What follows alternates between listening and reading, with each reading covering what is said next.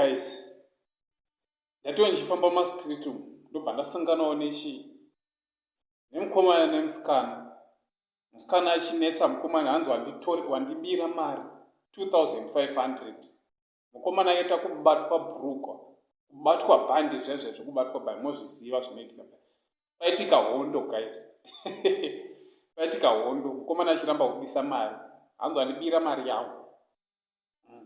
Ko chiri kuitika panyaya ika zviri kunzi iye matauro anga achiita nechirungu chake chaanga achitaura zvaisinyatsokubuda English bo. Saka ataura kuti hanzi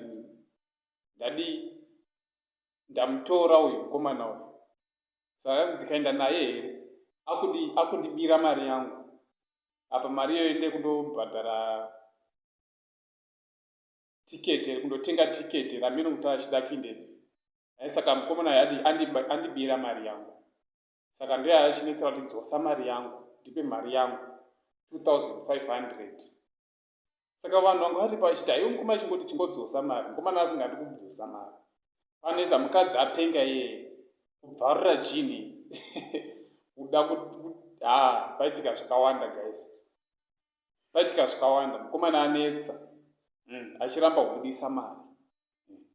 Saka chazoitika ichokuti unonda zaenda kumacomments. Because ndofarira kuenda kumacomments ndone pfungwa dzevamwe kuti vavazve vati chii panyaya iyoyo. Vamwe vaitaura kuti vasikana musadana nevakomana vakabhuroga. Hanzi hazviperi mushe. It will end in tears. Hanzi dananawo tsvakawo mbinga yako ine mari. Kuti udana nemunhu akabhuroga. Anozokubira mari dzako. Vamwe ndo vaiti mukomana aingodzosa mari shamani. Vamwe vaiti usadzosa mari. Guys, pataurwa zvakasiyana siyana. Zvimwe ndo zvamuri kungoona pamasaidhi apo.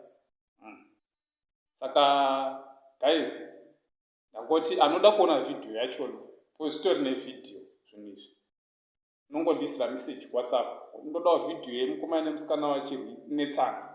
Ndobva ndakukandira video. Saka ndonyaya ndaiva nayo guys. Chiti hey, bohera kuti mukomana watorwa nebhebhi chichimaperekedzana kwamaenda waubirawo bhebhi mari zvibudi bo. Anongotiwo guys boys, men musati shoresa varume. Vakomana musati shoresa, ungabirawo bhebhi mari here guys. Kubira bhebhi mari ngatitei plan man. Tisabira mabhebhi edu mari. Thank you guys, ndochandangoya nacho kuti muzvionerewo chiti kunaisa usati wasubscribe. Hapai chekumira because malatest toramba ichingouya nazvo. Thank you.